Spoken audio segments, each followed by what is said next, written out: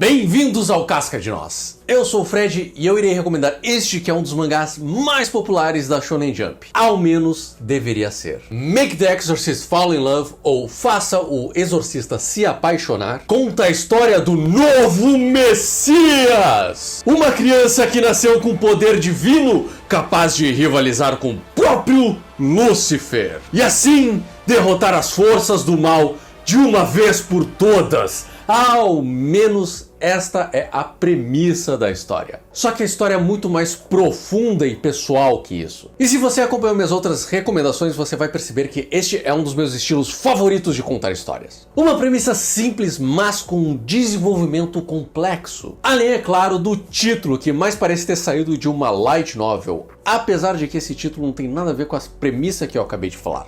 Não é mesmo? E o título em japonês é ainda mais revelador. Exorcist ou Otosenai tem um duplo sentido. Ele pode ser tanto lido como não consigo derrotar o exorcista, quanto eu não consigo derrubar o exorcista, no sentido de fazer ele cair de amor, ou até cair em tentação. Possivelmente tendo 4 sentidos até. Só que se traduzirmos o título literalmente, ele fica como fazer o exorcista se apaixonar. E é até meio estranho eles terem traduzido isso no negativo, não fazer o exorcista se apaixonar. Um homem de Deus sem amor. Então só nesse título já temos uma inteligência do uso de temas e camadas que existem na história. Crédito total aos autores dessa obra. Exorcist ou Otosenai foi escrito por Arima Aruma e ilustrado por Fukuyama Masuko. Algo que eu tenho dificuldade de acreditar porque tanto os personagens quanto o desenvolvimento narrativo tem uma profundidade, um conhecimento profundo e amplo da estrutura narrativa e de criação e desenvolvimento de personagens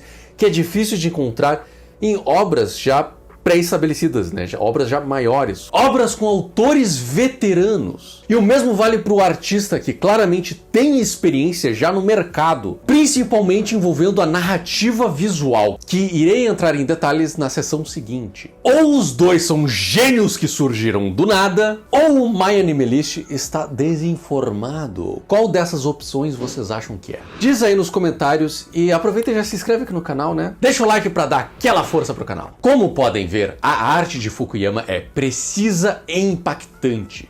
Ele gosta de usar perspectivas extremas e sombras pesadas para realçar movimentos e emoções. E essa arte eleva a coreografia de luta que temos nessa obra, que justamente por ser simples é clara. Nós não ficamos perdidos tentando entender o que está acontecendo nas páginas. Nós conseguimos ver claramente o fluxo de movimento de cada um dos personagens e do que está acontecendo em página, no quadro. Mas a força desse estilo está realmente em como ele consegue contrastar momentos de pura ação com momentos de pura emoção, mudando o estilo de iluminação de acordo com a necessidade da narrativa. E essa eu diria que é a maior força dele, que ele tem um conhecimento muito grande e profundo de perspectiva e de iluminação, que são duas das ferramentas mais importantes para qualquer artista.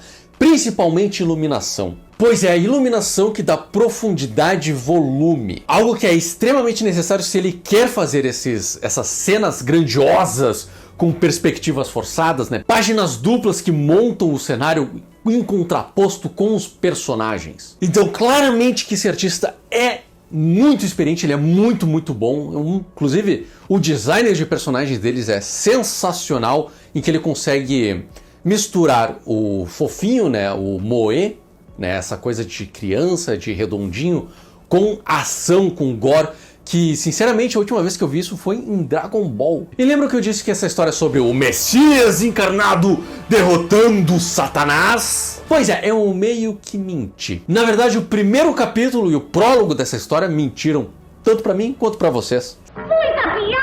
Sim, existe essa linha narrativa, ela é importantíssima, porém ela não é a principal. Pois a história só realmente começa quando o nosso protagonista recebe a missão de proteger uma artista popular que está sendo alvo do próprio Lúcifer. A Imuri serve como uma segunda protagonista na história e conhecemos ela de uma forma bem poética. O padre chega em seu ateliê enquanto ela trabalha em sua nova obra.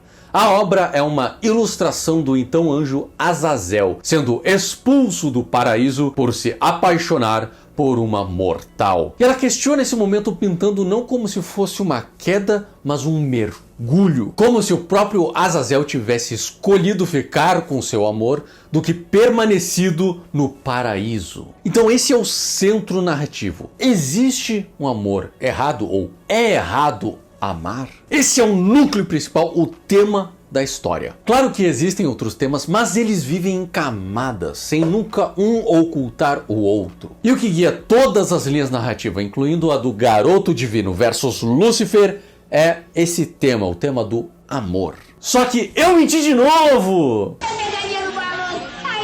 Assim como no prólogo, o autor resolveu esconder a narrativa de Imuri uma camada abaixo. Pois ela não é só uma artista, ela não é só uma ferramenta narrativa de femme fatale. Ela nem sequer é humana. Ela na realidade é um demônio criado por Lúcifer para ser o mais humana possível, incluindo não ter nenhuma energia demoníaca e todas as fraquezas que um humano deve ter. Por isso, o nosso herói não consegue detectar que ela é um demônio, não consegue perceber que ele na realidade está tentando proteger um demônio cuja sua missão é enfraquecer o próprio herói. E essa é a missão dela, seduzir o garoto, assim como foi com Azazel, para que ele se enfraqueça e acabe caindo em tentação. E ainda existe mais uma camada nessa história, porque a Imuri não é só uma femme fatale no sentido de ferramenta, né, de que ela está ali para justamente tentar seduzir o personagem, como ela na realidade é um personagem. Ela tem seus próprios desejos, seus próprios sonhos, sua própria vontade. E é muito legal que quando nos é introduzido ela lá, logo no segundo capítulo, se eu não me engano, já mostra a dinâmica dela com o Lúcifer, né? De que o Lúcifer diz, você vai fazer isso, e ela fala, olha, eu até faço assim, mas se eu não curtir o cara, se não ficar legal pra mim, eu vou fugir. Eu não ligo aí pra essa tua rinha com ele. Eu tenho a minha própria vida, eu vou fazer o que eu quero. E tudo isso com um tema mencionado antes.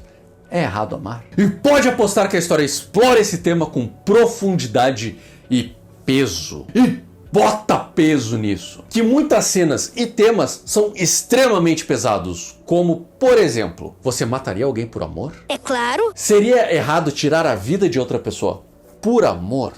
E esses temas são levados até o veganismo, por incrível que pareça. Do tipo, seria mais errado você consumir aquilo que você não ama? E assim, eu não estou entrando em detalhes para não entrar em spoiler, mas confia em mim que a viagem é profunda. E vocês repararam que eu ainda não falei o nome do nosso protagonista? Isso porque ele nem sequer possui um nome aparentemente. Assim como a Imuri é uma ferramenta para Lúcifer, o nosso herói é uma ferramenta para a igreja. Porém, a heroína recebeu um nome, enquanto o nosso herói não. Ela tem individualidade, ele não. Isso até combina com o Ednes do prólogo, que o protagonista mais age como o Eren de Attack on Titan. Vou matar todos os demônios e nunca sorri e não tem uma opinião própria, que a igreja não tenha dado a ele essa opinião. Porém, depois que seu mestre de poder divino o ensinou sobre o amor, assim discordando dos métodos da igreja de usar o garoto como arma, ele tem buscado a sua própria identidade desde então. E buscando isso, o que é amor? O que é amar? E ele começa da forma como todo mundo devia começar, que é amando a si mesmo. Afinal, se não puder amar a si mesmo, como pretende amar os outros? Can I get an amen? Amen. E quando eu digo que essa obra merece mais amor, quer dizer que é pra tu ler! Ele está disponível no aplicativo oficial da Shonen Jump, o Manga Plus, e ele sai toda terça-feira, junto com Chainsaw Man. E eu acredito fielmente que ele só não é mais popular do que deveria ser, porque ele é um mangá digital e não físico, ele não é da revista física. Além, é claro, desse capítulo inicial que engana bastante. Principalmente por conta do gore, que não me leve a mal, a história tem bastante gore, mas ele definitivamente não é tão violento quanto o primeiro capítulo parece ser. Além, é claro, da sexualização pesada no primeiro capítulo devido a ele enfrentar justamente o demônio da avareza. Então é claro que teria sexualização contra esse demônio, mas justamente por ser o primeiro demônio que eles enfrentam, pode dar a impressão errada. Mas também eu tenho que passar um pano aqui, porque é importante que o primeiro demônio seja o da avareza. Principalmente para separar o sexual do amor, né? Não misturar essas duas coisas como se fosse uma coisa só. E se eu preciso falar do gore aqui, porque deve ter muita gente que não gosta de gore, que quer evitar o gore, eu entendo você não querer continuar lendo esse mangá por isso. Mas sinceramente, eu acho que vocês estariam perdendo uma obra que tem o potencial de ser um clássico aqui. Sim, ele tem gore, mas assim como as cenas mais sexualizadas do primeiro capítulo, tem função esse gore. Ele tem peso narrativo, ele não tá ali de graça, ele não tá ali só pra causar choque, não, ele tem peso narrativo tanto pro desenvolvimento do herói, quanto da Imuri, quanto dos outros personagens que compõem o leque de coadjuvantes da nossa história. E essa é a maior força dessa história, inclusive. Como ele consegue ter momentos muito fofos, com personagens com design muito fofos, e momentos muito épicos, radicais, violentos, sangue. Por que tanta violência? Isso até serve para contrastar o tema principal, que é amor versus violência. Ao mesmo tempo que sou obrigado a não recomendar se você for menor de 16 anos. Porque como eu disse aqui, são temas pesados e eu não posso em sã consciência recomendar esse mangá aqui para um menor de 16. Sinceramente, eu amo esse mangá. Pra mim ele é um 10 de 10, ele não deixou a bola cair em nenhum momento. Todos os capítulos foram muito eficientes e faz o plot andar num passo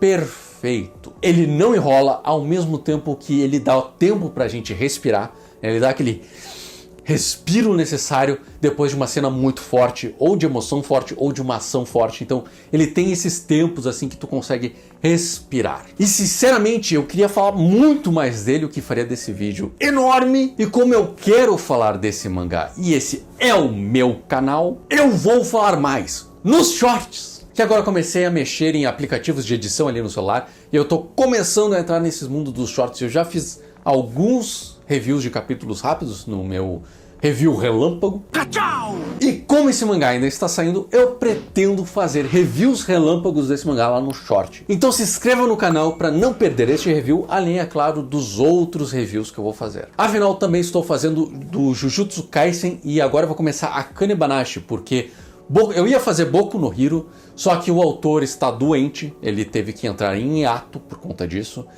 Então não teremos mais capítulos de Boku no Hero por um tempo. Então, para não perder esse ritmo de trabalho que eu comecei a ter aqui, eu vou fazer reviews de Akane Banashi, que também é um ótimo mangá. Eu tenho algumas recomendações dele aqui no canal. E olha só, é a recomendação desse vídeo aqui. Então se você não conhece, clique aqui, dê uma olhada. Muito obrigado por terem dado like neste vídeo e por terem visto até o fim. E lembre-se, as árvores somos nós.